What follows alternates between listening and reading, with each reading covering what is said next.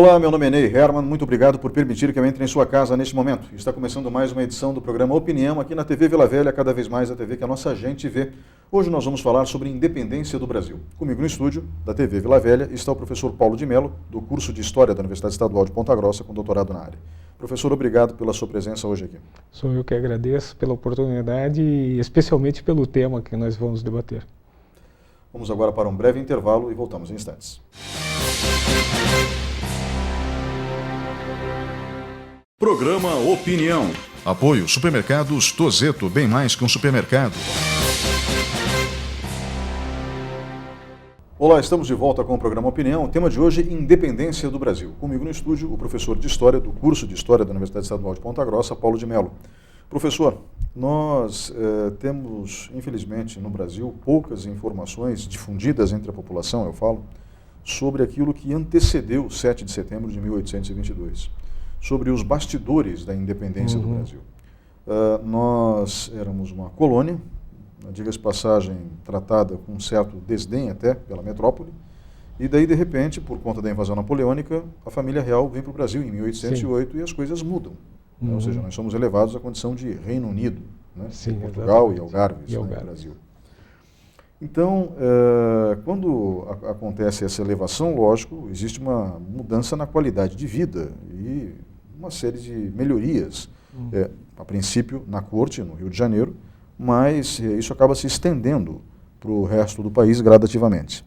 Eu gostaria que o senhor nos explicasse, em primeiro lugar, se a vinda da família real em 1808 é o que acaba, no final das contas, deflagrando, ou seja, talvez fosse um dos motivos, da independência em 1822, ou se outros fatores é que levaram ao processo de, como eu posso dizer, rompimento com o país que nos colonizou. É perfeito dizer que a periodização mais adequada, geralmente, para explicar o período da independência se situa entre 1808, chegada da família real portuguesa, e 1822, a independência. Nós, historiadores, geralmente trabalhamos com a ideia das diferentes temporalidades, né? É muito interessante esse período, porque ele permite entender um tempo de longa duração, que é o fim do antigo regime, do regime colonial, né, que começa a se estruturar na Idade Moderna no século XVI e prolonga-se até o século XVIII. E ali vai marcar uma ruptura, porque é um momento em que todas as colônias espanholas e a colônia portuguesa, o Brasil, rompem com a Europa, com a metrópole, e é um momento de uma conjuntura muito especial na Europa, que é a chamada Era das Revoluções, como foi denominada pelo historiador inglês Eric Hobsbawm, que se inicia em 1776 com os Estados Unidos, com a independência norte-americana das 13 colônias, e que se arrasta pela Europa, levando a Revolução Francesa e a Napoleão, que é a que desencadeia a vinda da família real portuguesa para o Brasil, e, ao mesmo tempo, permite a gente entender elementos dos fatos mais dinâmicos do dia a dia, das coisas que foram acontecendo de forma acelerada naqueles anos entre 1815, por exemplo, que você cita, que é a elevação do Brasil a essa condição, né, especial de Reino Unido, até 1822, em que os acontecimentos tomam um ritmo mais acelerado de transformações. Então, é um momento muito chave da história do Brasil e que não é explicado, portanto, apenas naquele momento singular.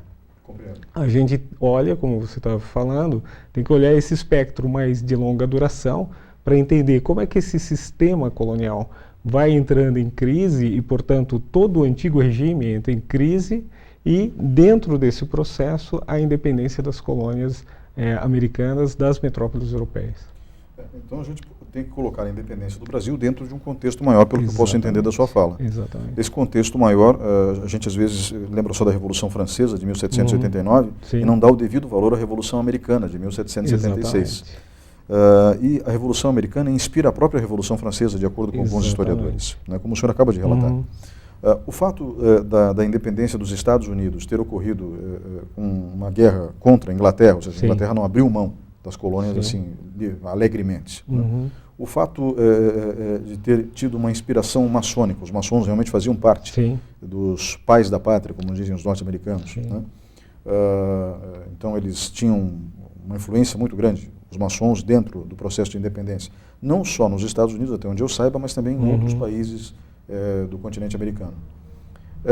E o fato da Europa passar por uma série de mudanças, até do ponto de vista intelectual, novos movimentos, novas escolas de pensamento, fazendo com que o processo de governar o povo fosse, no mínimo, revisto, né? Inclusive imposto pela própria população aos seus monarcas, como aconteceu em 1789 na França. Isso também interfere, pelo que eu posso dizer, pelo que eu posso entender da sua fala, na independência do Brasil em 1822. Totalmente, quer dizer, o que é interessante é justamente essa conexão entre a independência brasileira e esses grandes acontecimentos que estão decorrendo no mesmo período, né? Então, a gente entende que há especificidades do caráter da independência brasileira, inclusive porque as elites brasileiras que vão tomar a frente, junto com Dom Pedro e outros setores aqui da sociedade brasileira, eles têm um aprendizado que eles vão construindo a partir da experiência e da leitura de mundo que eles realizam dos fenômenos que estão se sucedendo naquela época. Então, por exemplo, como você citou, a independência norte-americana, ele é um elemento que informa movimentos no Brasil, como foi a Inconfidência Mineira, depois a própria Conjuração Baiana. Então, os acontecimentos eles estão interligados e há aprendizados históricos e experiência dos sujeitos daquela época que vão decorrer numa forma como se organiza a própria independência brasileira. Alguns dizem que a independência brasileira foi uma independência muito conservadora, pacífica e que preservou uma manutenção maior da ordem. Na verdade, ela ocorreu assim porque as elites puderam observar o que estava acontecendo nos Estados Unidos, o que havia acontecido na América Espanhola, experiências radicais como, por exemplo, no Haiti, em que houve uma revolução de caráter até étnico, porque os negros tomaram o poder, né, e derrubaram o sistema colonial. E aqui no Brasil, as elites puderam, digamos assim, controlar o processo e evitar rupturas mais radicais, né? Então, há um aprendizado e é muito interessante quando a gente observa esses homens daquela época, como eles eram ligados ao que estava acontecendo. Por exemplo, o José Bonifácio, ele viveu uma década na Europa justamente durante a Revolução Francesa. Ele vai para a França em 1790 e ele volta em 1800 para o Brasil. Então é um homem que está absolutamente conectado com os eventos do seu momento histórico, né? Assim como boa parte dos irmãos Andrada e os outros brasileiros que estão envolvidos nesse processo. Então é importante a gente entender essas conexões e não achar que é um fenômeno muito localizado ou apenas um efeito, né, de algo que estava ocorrendo num cenário mundial. É um processo conectado, né? Ele tem especificidades, mas ele está conectado com o que está acontecendo no mundo naquele momento. Bom, se a gente precisa olhar para a Revolução Americana para entender a independência do Brasil, rapidamente, professor, porque não é o tema do programa, eu lhe convido, inclusive, antecipadamente para falar da Revolução Americana, acho que vai ser uma aula interessante. Vai ser interessante. Mas o que gerou a Revolução Americana? Ou seja, por que as colônias americanas quiseram a independência da Inglaterra? Então, a questão mesmo é a exploração colonial, né? A asfixia, né, que se colocava sobre as colônias inglesas, né, em relação principalmente à cobrança excessiva de tributos e, ao mesmo tempo, em que afloreciam aquelas ideias que você citou, que são as novas ideias sobre uma relação entre o súdito e o rei, agora mediado por um conjunto de leis e principalmente a quebra da ideia de monopólio, do monopólio real, o monopólio da metrópole, que vem das ideias neoliberais. Não é à toa que a obra clássica do liberalismo, A Riqueza das Nações, do Adam Smith, data da mesma época, praticamente o mesmo ano da independência norte-americana. Ou seja, novas ideias, homens pensando o mundo de uma forma diferente, questionando o poder instituído e buscando alternativas, né, de uma nova relação com a metrópole.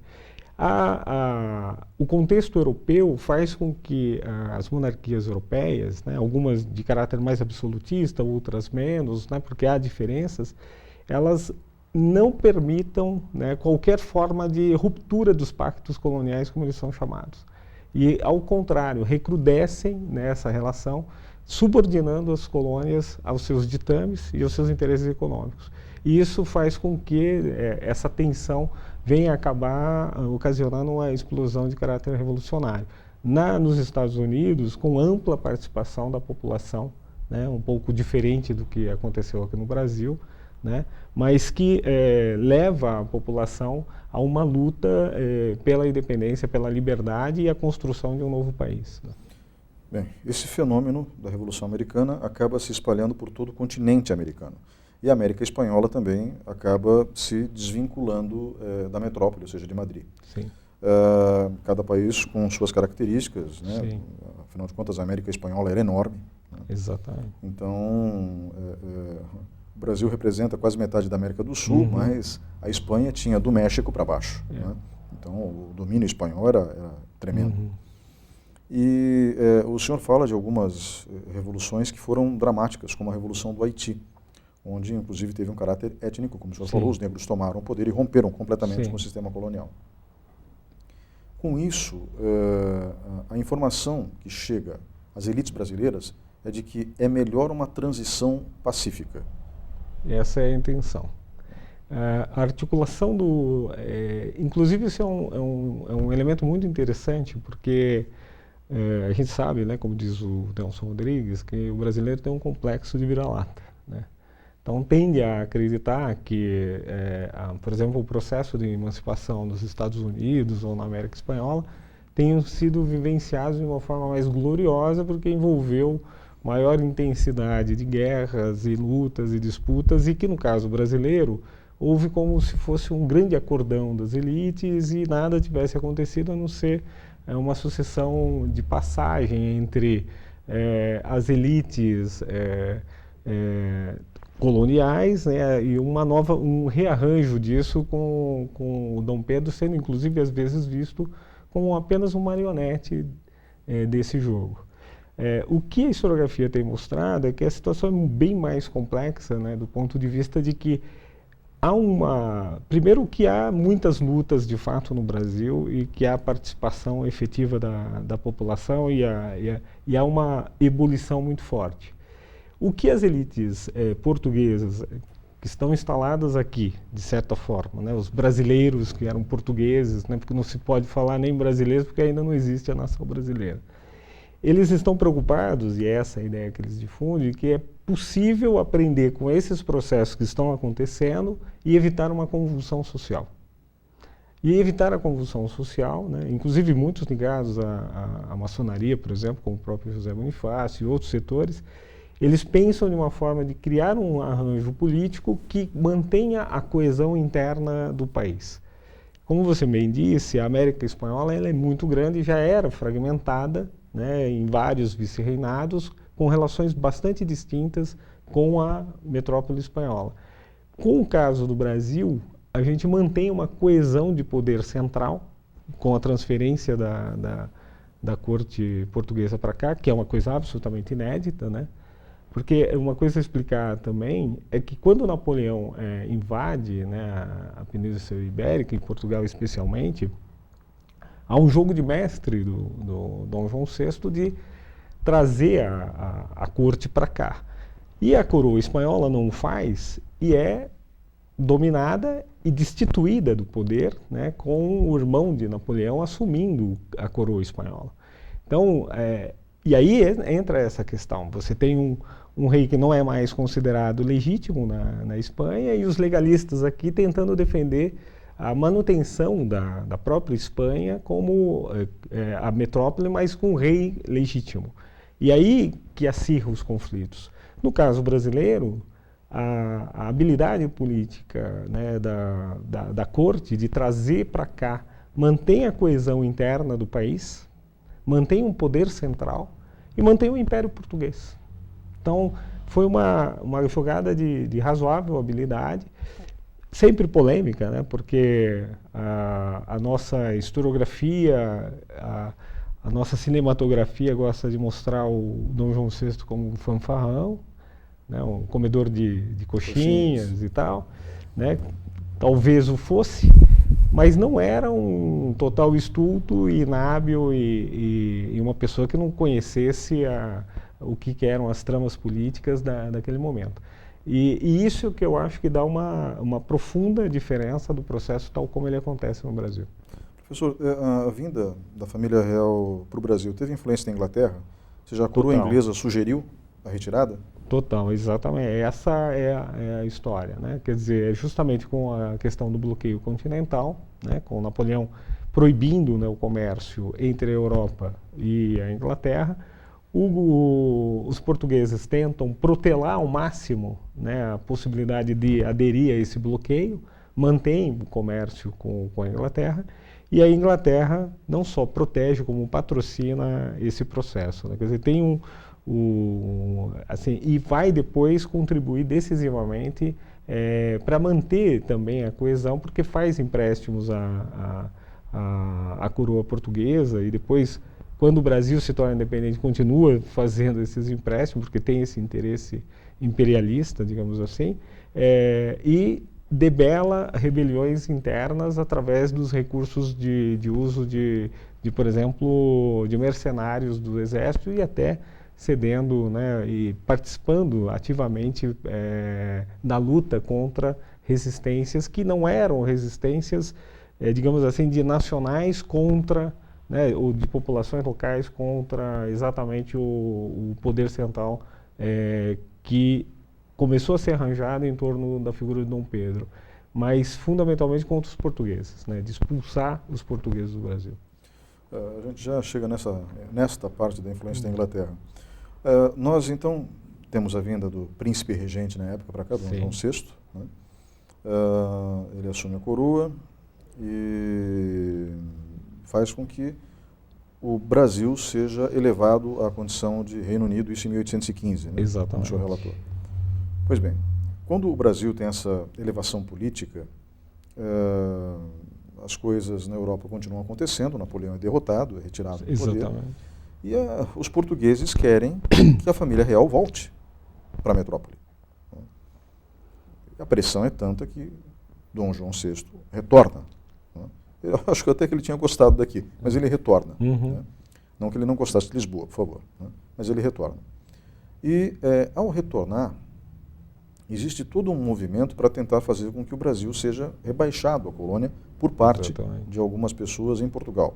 Foi isso que aconteceu? Foi. É a chamada Revolução do Porto, de 1820, né, que propõe, na verdade, uma limitação do poder do Dom João, né, como monarca depois da morte, né, de Dona Maria I, né, e propõe uma Constituição. Cerca de 70 brasileiros vão participar das discussões sobre a elaboração dessa Carta Constitucional, que é um fenômeno absolutamente novo, né, para o início do século XIX. Né? A primeira Constituição que nós temos na história, né, moderna é a dos Estados Unidos. Né? E por isso essa influência muito decisiva, né, dos fenômenos que estão acontecendo do lado de cá do Atlântico. Né? E nesse processo de debates, né, há uma tentativa dos portugueses de fazerem duas limitações. Uma, o poder central português, no caso do rei, né, de Dom João VI, e a outra é de recolonizar o Brasil, ou seja, de cortar todos os avanços que foram permitidos do período justamente da chegada da família real e da elevação à condição de Reino Unido. Quer dizer, aí o que você disse, rebaixar a condição brasileira à condição colonial, né?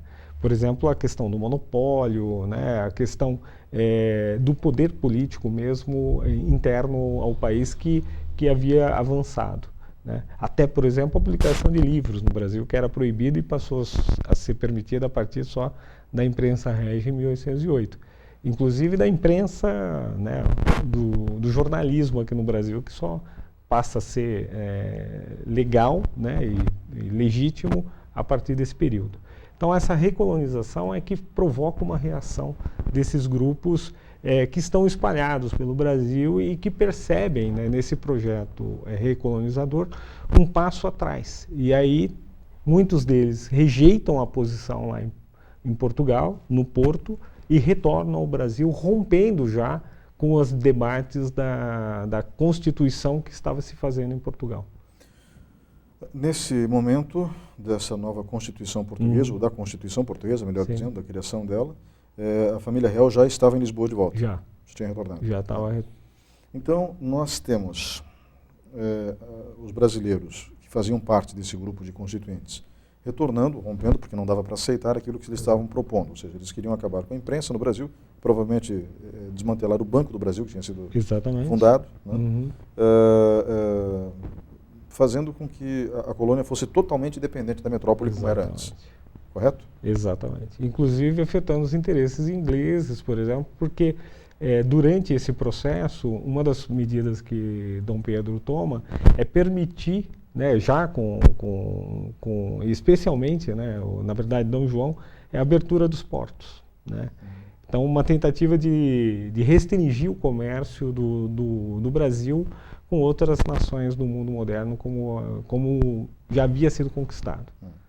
E os ingleses que mandavam nos mares na época não iam permitir que saísse do cardápio deles um território tão grande quanto o brasileiro. Então aí eles interferem. Um processo interessante no caso brasileiro é que nós somos a única monarquia das Américas. Não existia outra. E daí, e essa monarquia, com mais uma peculiaridade, o nosso imperador era filho do rei de Portugal. Exatamente. Ou seja, era filho do rei da metrópole. Então, eu não digo que ele tenha brigado com a família, porque ele acaba assumindo o trono de Portugal na sequência, como Dom Pedro IV. Exatamente. Né? Mas que houve um momento, no mínimo, de tensão, houve. E daí, de novo, entra a Inglaterra negociando a paz entre Portugal e Brasil. Né? Exatamente. Né? Eu acho que essa singularidade é que é muito interessante desse processo e que mostra um pouco do que era a diplomacia da época, né? Um pouco do jogo de relações internacionais, né? Ao qual o Brasil passou a integrar como uma nação independente, né? E participando, portanto, ativamente dessas negociações e tendo a Inglaterra como a grande intermediária na medida em que ela jogava nesse tabuleiro com um absoluto interesse de preservar, né, os seus interesses comerciais e econômicos que ela possuía na América. E é um dado muito interessante esse de que evidencia-se, portanto, assim, um projeto de poder, né, no processo sucessório, né, de preservação da dinastia de Bragança. Né? Essa é a grande questão do Dom João VI. Ele sabe que os reis estão, imagina, né, na Europa, Napoleão, a partir da Revolução Francesa, devasta todas as monarquias. Elas vão ser restabelecidas posteriormente, a partir da sua derrota, né, em grande parte, mas em muitos estados, né, as cabeças dos reis rolaram, como no caso especificamente da França. Né. Então, você pensar em que, naquele momento, né, há uma ameaça concreta, real, né, sobre o sistema monárquico, o sistema europeu, que ele é completamente rompido, né, e conseguir uma estratégia de preservação da família real, né, da sua família, no poder, seja em Portugal, seja no Brasil, é algo que, me parece, se tornou o objetivo político fundamental dos Bragança. Né? Tanto é que ele consegue muito de uma forma bem sucedida, permanecer no Brasil, né? Portanto, manter o príncipe regente e torná-lo imperador, né?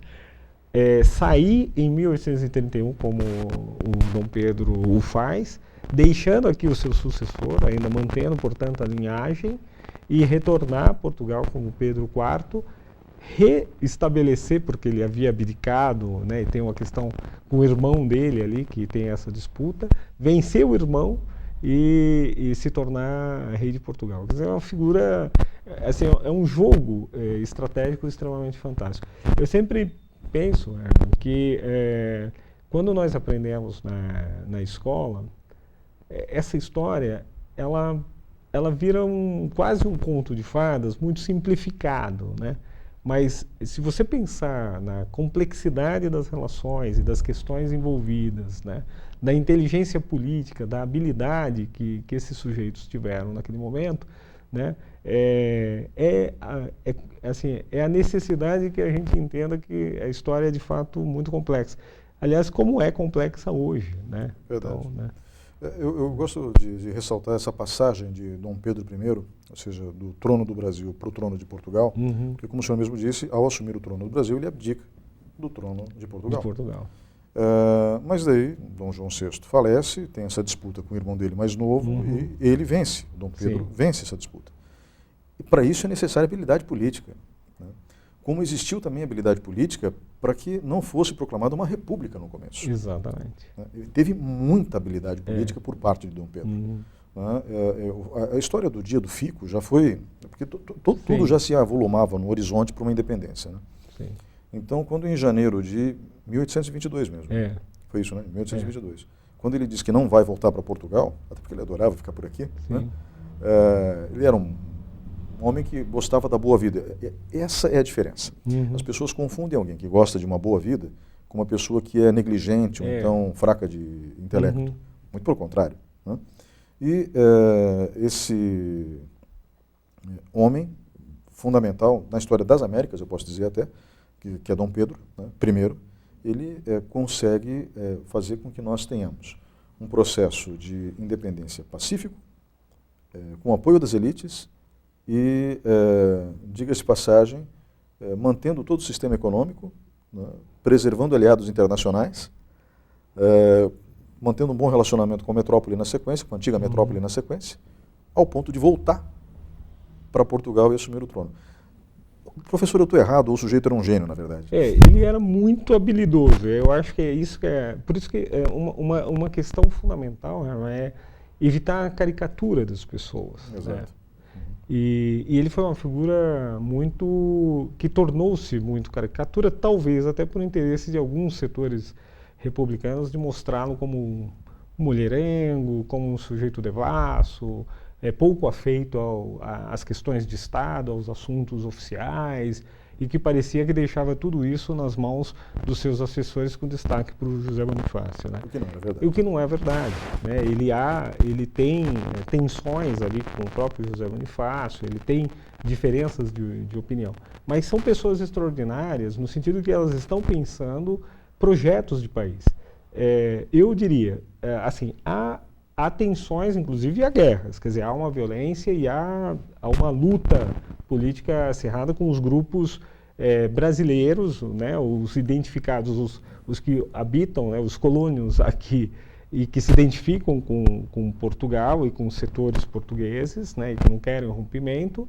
Ele consegue contornar isso, consegue habilidosamente formar um pacto nacional. E ele tem um projeto de nação muito interessante, porque ele é visto também como uma espécie de ditador, porque foi lá e fechou a Constituinte, né, de 1823 e outorga a Constituição em 1824. Mas ele, nas leituras que há da época, que se fala atualmente, é de uma figura que admirava Napoleão Bonaparte, era constitucional. Portanto, ele refunda a monarquia. Ele não apenas transplanta a monarquia absolutista portuguesa para o Brasil, ele cria uma nova monarquia, né, constituindo, portanto, um código legal que o limita. É lógico que ele coloca o poder moderador, mas ele cria um arcabouço legal que não existia, né, e ele recria também, de alguma forma, a própria escravidão no Brasil. A princípio, ele era abolicionista, inclusive, ele pensava numa abolição gradual da escravidão no Brasil, o que mostra, assim, que um efeito imediato da política dele é criar as bases daquilo que foram o Império e que duraram no Brasil praticamente todo o século XIX. O parlamento, o sistema constitucional, né, uma monarquia de caráter constitucional, e um regime escravista que, de alguma forma, se pensava, por parte das elites, o próprio José Bonifácio pensa isso, que em alguns setores queriam que fosse progressivamente eliminado. Professor, nós vamos agora para um breve intervalo e voltamos em instantes com o programa Opinião. Por favor, fique com a gente.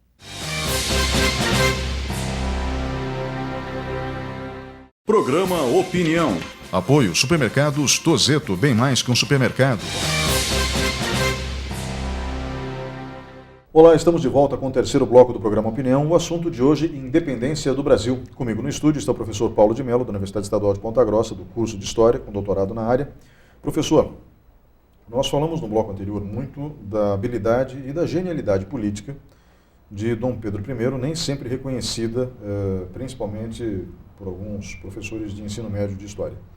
Então, eu falo por experiência própria, né? Infelizmente, a imagem de Dom Pedro I que nos era passada, enquanto alunos, era de um homem rude e pouco sofisticado. E o que o senhor relata aqui, ou melhor dizendo, relatou no bloco anterior, é de alguém com extrema habilidade política. Mas ele não era o único com habilidade política nesse contexto da independência. Nós tínhamos também um homem fora da nobreza, né? Quando eu digo fora da nobreza, não sei se ele tinha algum título ou não, mas enfim, que acabou ganhando o apoio da nobreza, por consequência da independência do Brasil, que foi José Bonifácio. José Bonifácio foi tão importante para a independência do Brasil, ao ponto de merecer o título de patrono da independência? Com certeza, né? Ele fazia parte de uma família, né, abastada de Santos, né? E possuía 2 irmãos também que tiveram ação destacada. Um dos irmãos dele participou de revoluções, inclusive no Brasil, e foi preso, né, em 1817, né? Foi para o Porto, um desses irmãos, os Andradas, como eram conhecidos. Então ele era de uma família de homens políticos e que estavam extremamente embrenhados no seu contexto e participavam ativamente das ações políticas. Paulista, né, de Santos, depois, quando tem o processo que paulatinamente vai levar à independência, né? Há uma reorganização do poder político com a permanência de Dom Pedro aqui. Há uma reorganização, ele passa a ter um papel importante em São Paulo, né, na província de São Paulo, e passa a ser depois um conselheiro especial do Dom Pedro I e um grande articulador. Aquele episódio, né, que a gente vê retratado no famoso quadro do Pedro Américo, Independência ou Morte, né, que retrata a chegada do Paulo Brigueiro, que é o mensageiro que traz as cartas, e a carta é do José Bonifácio, junto com a carta da que será a Imperatriz Leopoldina, né, da então Princesa Leopoldina.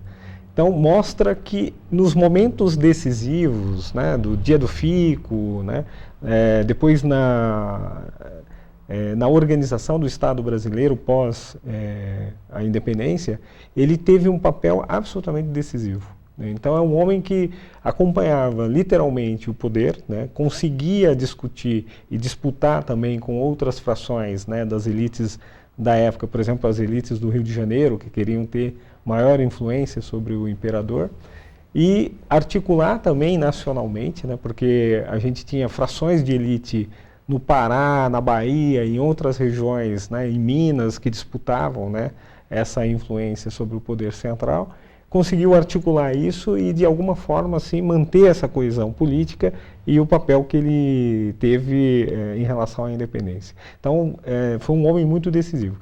E era extremamente bem informado, né? Eu acho que as biografias que revelam, né, a história de vida do José Bonifácio mostram que ele era, digamos assim, um homem mesmo do século XIX, quer dizer, do século XVIII da virada para o XIX, que era um cientista. Para a gente pensar no momento em que a grande formação intelectual estava muito ligada à igreja, você tem um segmento laico formado na ciência e que foi estudar mineralogia, né, quer dizer, foi estudar história natural para compreender o próprio planeta, a sua formação, as rochas, né, e a história natural do planeta, mostra uma deriva de alguém que estava buscando um aprimoramento intelectual diferenciado. E que também conhecia muito e lia muito sobre as questões políticas e econômicas da época. Então, era um homem que não se limitava, portanto, a uma visão tacanha, provinciana, né? E, além do que, teve uma alta formação na Europa, circulou por universidades europeias na França, na Itália e até na Suécia. Então, você imaginar um homem que é poliglota, né? Consegue se expressar em várias línguas e que tem uma formação acadêmica da época bastante sofisticada. Em relação a esse quadro do Pedro Américo, eu acho um quadro lindo, né, de inspiração napoleônica, é óbvio. Sim. Né? E Napoleão era genial na promoção da sua própria imagem. Né? E cá entre nós, isso é comum até hoje, Sim. nos dias de hoje. Mas quando o Pedro Américo faz aquele quadro, é óbvio que ele recebe críticas de diversos historiadores, inclusive. Né? Eu, particularmente, nunca gostei das críticas, porque eu acho que aquela é uma licença poética. Sim. Mas dizem que Dom Pedro estava com sérios problemas intestinais, então não estava bem naquele dia. Ele estava vindo de Santos para São Paulo, ele tinha uma amante em Santos, que era a Marquesa de Santos. Sim. E as pessoas o julgam com muita severidade pelo fato de ele ter uma amante, mas naquele período de tempo, quase todos os monarcas tinham, né? É bom lembrar, né? Porque os casamentos eram arranjados, então os casamentos eram alianças civis e militares, então alianças monárquicas, vamos colocar dessa forma. E vem da casa da amante, passando mal e subindo numa mula, obviamente. Exatamente. Por quê? Porque ninguém era louco de andar a cavalo nas estradas do Brasil, porque a mula ela tinha um andar que não judiava de quem estava montado nela, correto? Correto. Era o animal mais utilizado para longas distâncias, né? Dado o porte físico que ele tem, o cavalgar, né? E para carregar também, né? Objetos, né? A gente está numa cidade que é de tropeiros e os tropeiros usavam fundamentalmente as mulas, né? Então elas aguentam largas distâncias e suportam bastante peso. Tem que pensar que ele tinha que subir o caminho de Santos, que era da Serra do Mar, né? Extremamente íngreme, né? Ele o fez em condições desfavoráveis, né? Que viraram a caricatura, né, do sujeito que estava com problemas gástricos. E aí, como você bem disse, o que o Pedro Américo faz? Né? Ele fala, bom, ele está no século XIX, ele está pintando aquele quadro em Florença. Ele recolhe, segundo ele mesmo faz, porque ele tem um relato sobre o quadro, né, que ele deixou, um testemunho de como é que ele confeccionou a obra, de onde ele se inspirou, e ele mostra que ele fez uma pesquisa em todos os testemunhos da época. Ele pega o padre que estava acompanhando, o relato do Francisco Medo e outros relatos da época, e ele compõe aquela cena inspirada num outro quadro, que é de Messier, que é um quadro do Napoleão Bonaparte saudando suas tropas, né, numa das suas inúmeras batalhas. Né, e ele compõe aquele...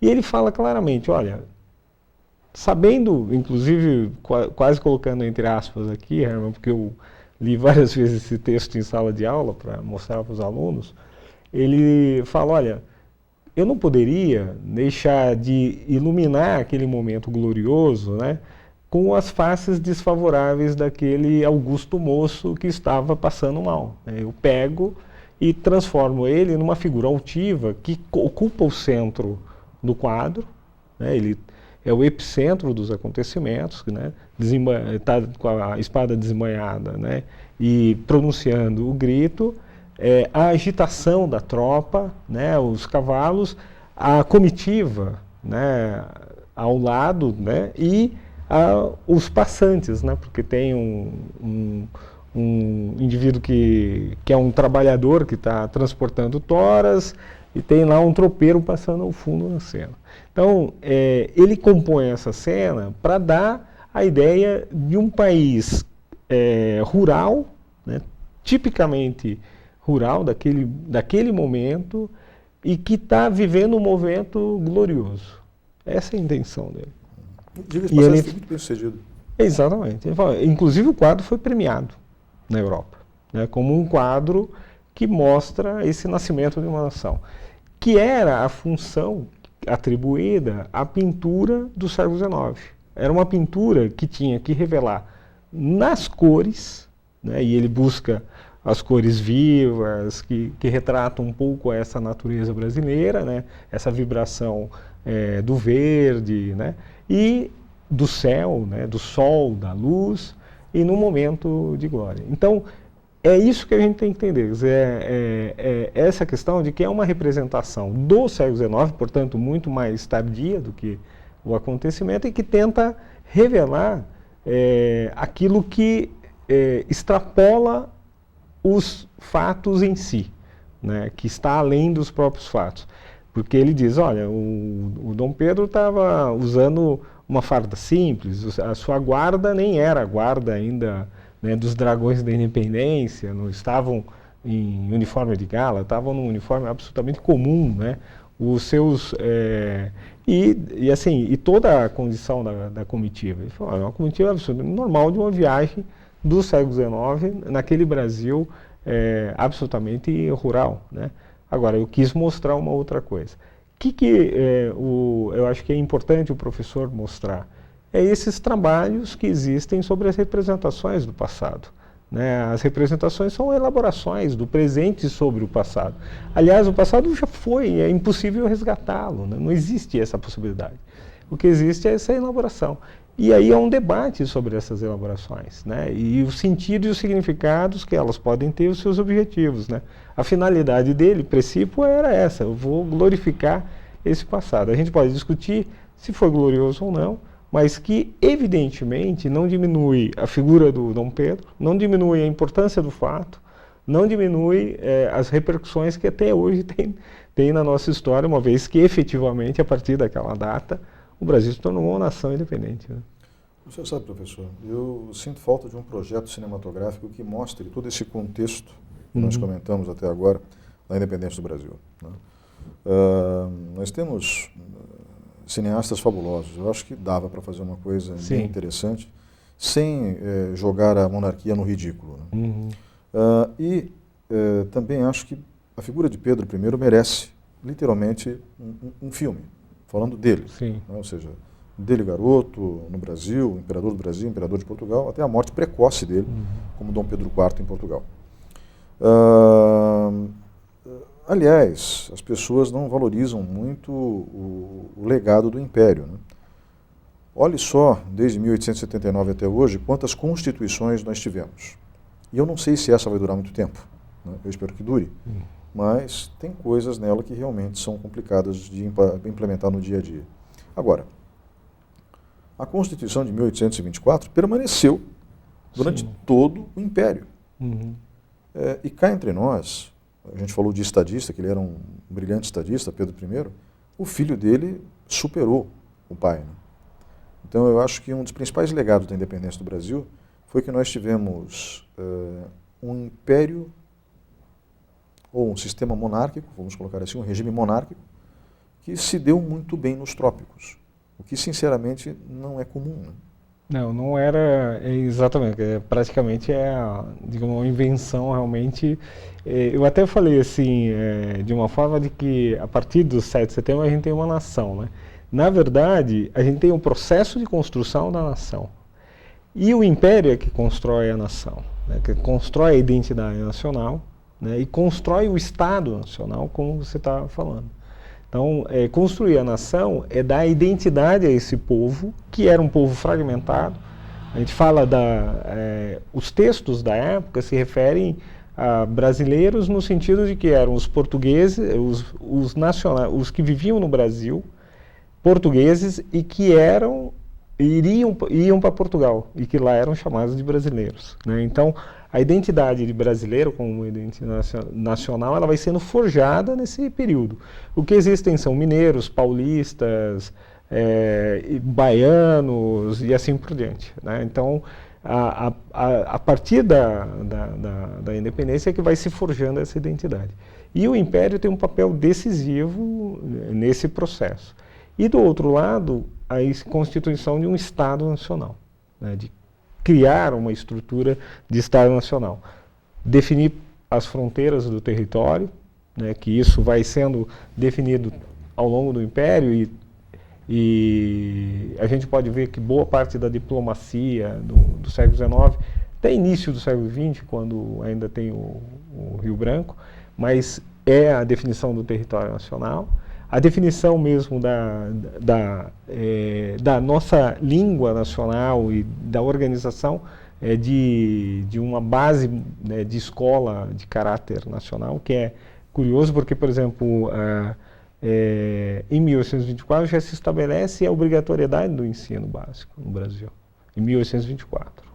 Então, há uma ideia, inclusive em 1824, na Constituição, da cidadania.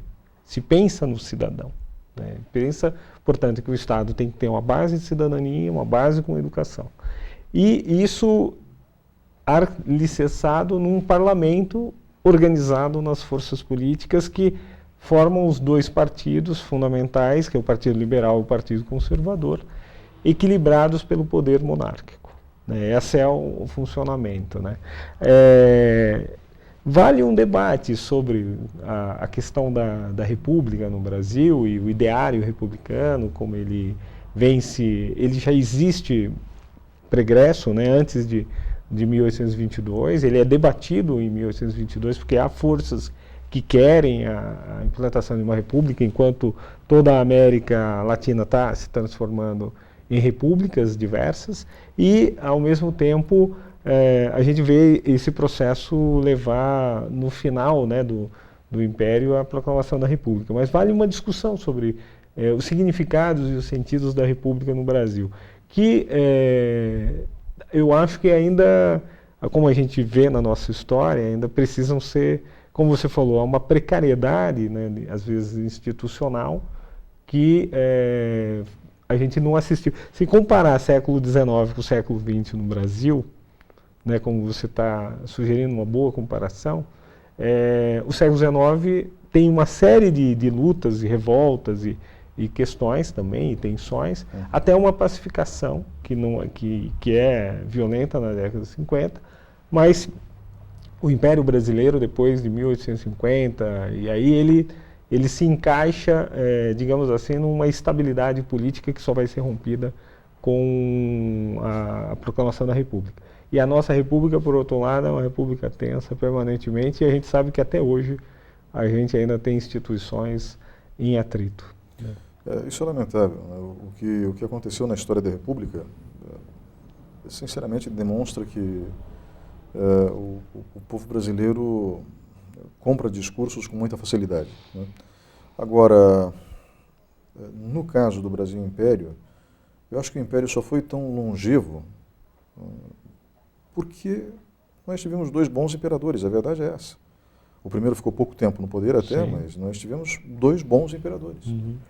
José Bonifácio foi o tutor, até onde eu saiba, de Dom Pedro II. Então, Dom Pedro II teve a felicidade de ter um intelectual como tutor. Dom Pedro II era um intelectual, né, um homem muito inteligente e culto, respeitado por intelectuais e artistas da Europa, por exemplo. Quem o conhecia ficava fascinado pela figura dele.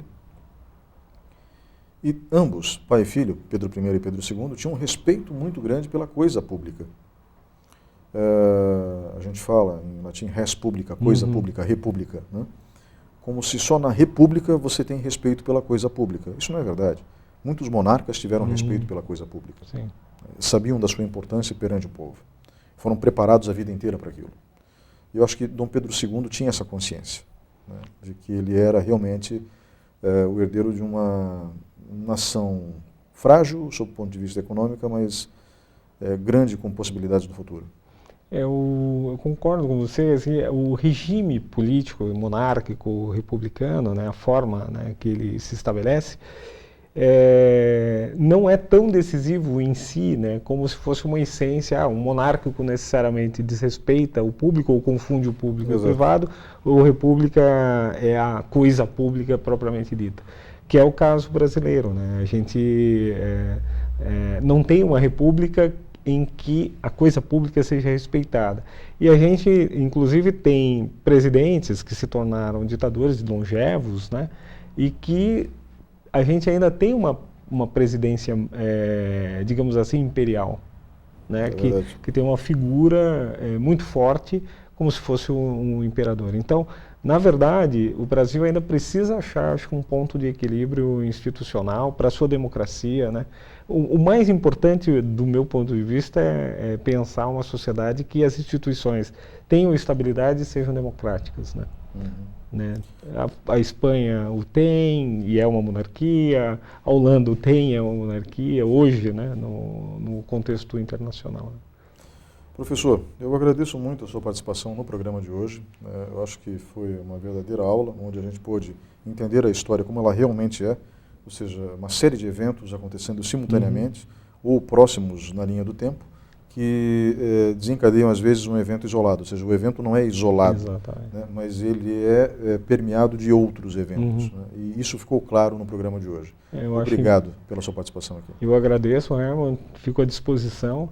E convido as pessoas a fazerem leituras, né? Tem duas, assim, da sua área, né, que é o jornalista Laurentino Gomes, que tem uma trilogia muito importante sobre esse período, que traduz isso de uma forma, numa linguagem não acadêmica, e um texto que eu gosto muito de um colega da USP, que é o João Paulo Garrido Pimenta, que escreveu sobre, aí é um historiador profissional, né, aí é um texto de densidade acadêmica, então vale a pena ler o Laurentino e depois caminhar para o João Paulo Garrido Pimenta, que tem um livro sobre, entre 1808 e 1822, a independência do Brasil. Professor, a gente vai para um breve intervalo. O senhor fica comigo mais um bloco, tem problema? Pensei que já estávamos terminando. Estávamos, mas fica comigo mais um bloco, né? Pois não. Então vamos agora para um breve intervalo e voltamos em instantes.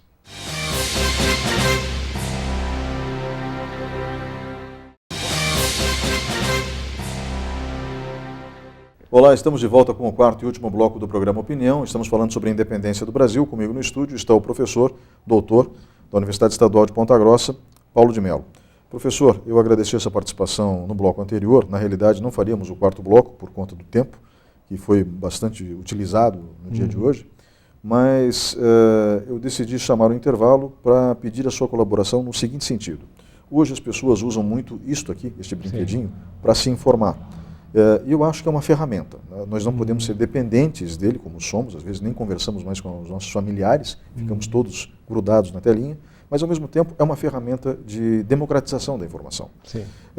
Seguindo essa linha, o senhor poderia indicar alguns sites ou, como eu posso dizer, endereços eletrônicos, enfim, que as pessoas possam obter melhores informações sobre a independência do Brasil?